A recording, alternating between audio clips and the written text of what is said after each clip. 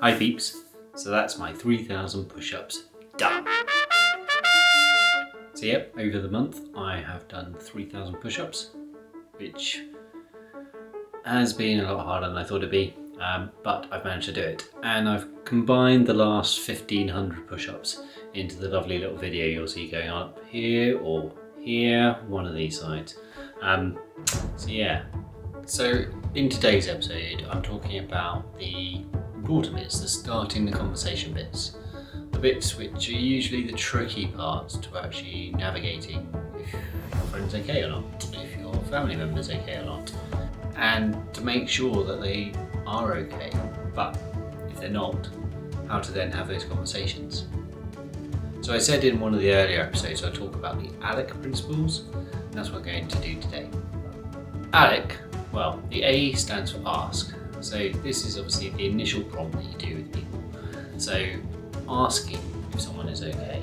So what would lead you to ask if someone is okay or not? You may notice that they are not themselves in some way, shape or form. So not going to the gym like they usually do, going to the bar a lot more, missing social events, not being themselves at work, being insular or being the opposite.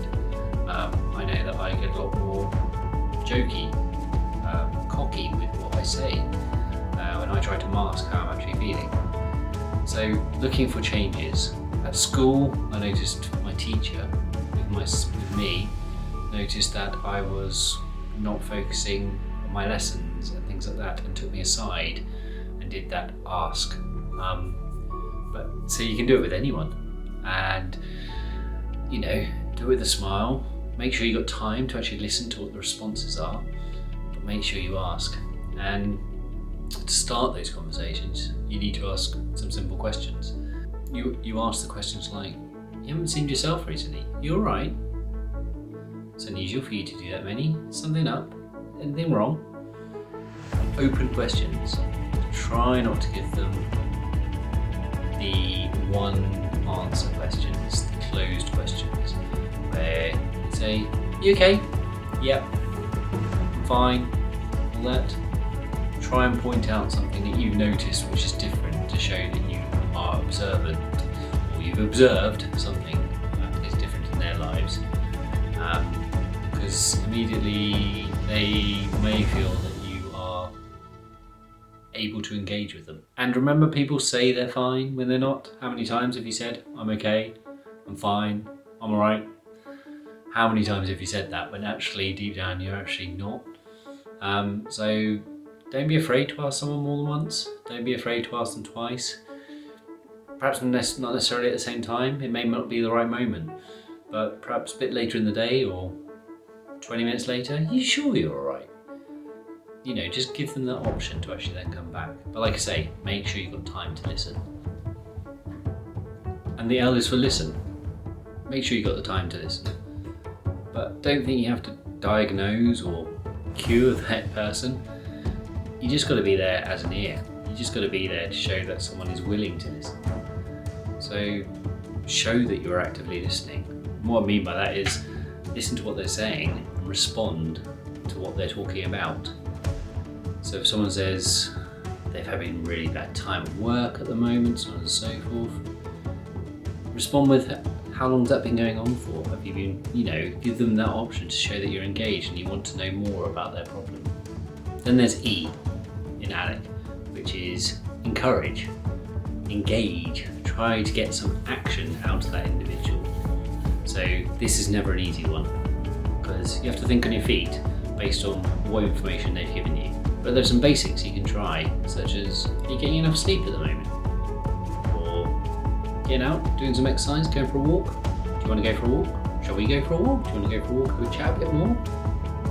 Have you come across these problems before? And have you found that you do something which makes them easier? I mean, if you're really close, you may even know that and say, last time you were feeling like this, do you remember you did that? Do you fancy doing that with me? We'll go for a walk or go for a swim or something? And then the last one is C for ALEC, which is catch up, check in. So I suppose that's about, you've asked the individual, your friend, what's wrong, what's up, your colleague, your co-worker, whoever it is. You've listened to what they've said, you've tried to encourage action, but then you want to then catch up and make sure that they are feeling better, or if they're not, perhaps you can try something else. So sometimes it's good to say, should we catch up next week? If you can do it in person, all the better. Do you want to meet down the pub for a pint, or do you want to go for a swim? Do you want to go for a walk? Try and give them a date so they've got something to be encouraged to work towards. Try and do it in person. Try and do it, meet them up for a walk, meet them up to go play football, meet them up to, go play board games. I love doing board games. Meet them for a pint in the pub. Just meet them and know that you'll be there to listen more if they need it. And if you can't meet up, say you're away or something like that, say, is it alright if I give you a call on so-and-so day? And then just continue that conversation, or send them a WhatsApp, send them a message. Just keep that conversation going. So these are all things that people have done in the past, but Movember have put it into this nice ALEC principle to help you and me understand ways to engage, ways to listen with people who could be feeling not their usual selves at the moment.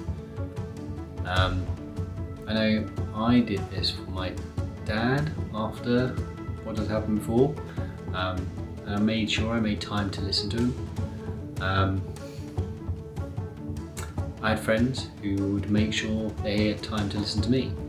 The friendships that I have today, where I haven't spoken to someone for a few months, and I'll get a message out of the blue from one of those people, and you can just carry on where you finished, because there's no break in that relationship, it's continual.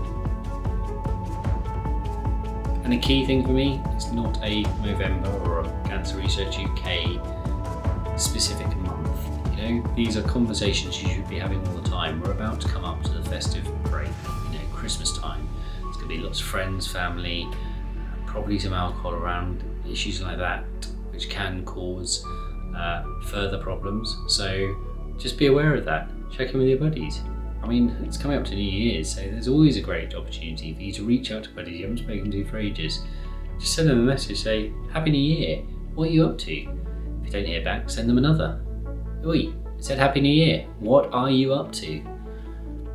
So thanks for listening. I hope these have helped, even if they help one person, which I've had some feedback already, which has been really positive actually. So that's what I do it for. Putting myself on this pedestal is not wonderful, not very comfortable feeling, but I was hoping that my stories, and the way that I've dealt with things, and the way that I try to deal with things now, will help others. So I hope they have, and feel free to share around.